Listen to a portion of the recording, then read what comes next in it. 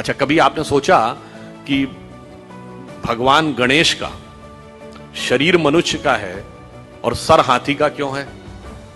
और उनका सर काटा क्यों गया? सर हाथी का क्यों है, सवारी चूहे की क्यों है? दोनों में बहुत विरोधाभास नजर आता है ना। और उसके बाद यदि हाथी का सर है तो उनको एक दंत क्यों कहा गया? हाथी के तो दो दांत होते हैं, तो फिर एक ही दांत क्यों है? और अगर एक ही दांत रहना था तो एक ही दांत होना चाहिए था उनकी मूर्ति में, वो दूसरा दांत टूटा हुआ क्यों है? और बल्कि जो आप वास्तविक मूर्ति देखते हैं उसमें टूटा हुआ दांत एक हाथ में पकड़ रखा उन्होंने।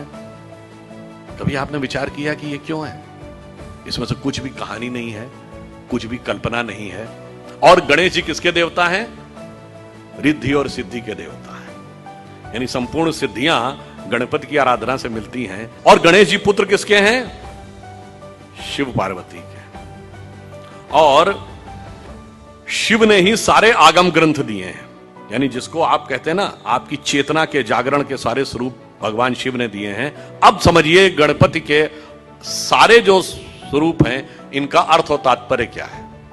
देखिए, भगवान गणेश का वह स्वरूप हमारे अंदर की जो वास्तविक चैतन्य ऊर्जा होती है उसके उत्थान की वह प्रक्रिया को प्रतीक रूप में दिखा रहा है। सबसे पहले सर कटना किस लिए जरूरी है? वह आप अंदर की यात्रा करके अपनी कुंडलनी शक्ति को तब जागृत कर सकते हैं जब पहले आप अपने अहंकार को नष्ट करने में सफल होते हैं। तो आपका सर कटने का स्वरूप प्रतीक ये है। दूसरा, हाथी का ही सर क्यों है?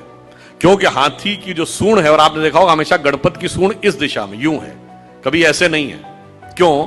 वह उस शक्ति का प्रतीक है जो अपवर्ड्स है, यानी जागृत शक्ति, आपके शरीर की कुंडलनी की शक्ति जब वो ऊर्ध्व की तरफ होती है उसका प्रतीक है। और हाथी इसलिए है कि हाथी के मस्तक में गज मुक्ता कहा जाता है।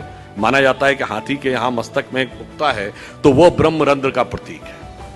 और जब वो मुड़ी हुई सूंड ऊपर है, और चूहे की सवारी क्यों है? क्योंकि चूहा जमीन के अंदर जाकर अपना बिल बनाता है। तो जब आप एकाग्र चित्त होकर अपने अंदर की यात्रा में उतरते हैं तभी जाके आप इस शक्ति को पहचान पाते हैं और उस शक्ति को ऊपर उठाने का सामर्थ्य पा पाते हैं। आठी विनायक क्यों है?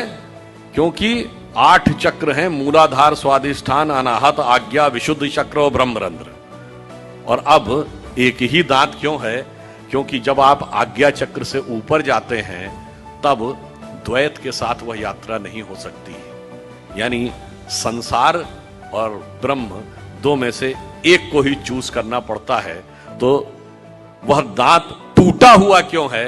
तो संसार के साथ उस संबंध का विच्छेद करना पड़ता है, उसे तोड़ना पड़ता है। इसीलिए टूटा हुआ दांत हाथ में रखे हुए हैं। फिर आगे की यात्रा जाकर जब ब्रह्मरंध्र तक मिलती है तो समस्त रिद्धियां और सिद्धियां आपको प्राप्त होती हैं। यह उसका प्रतीक है।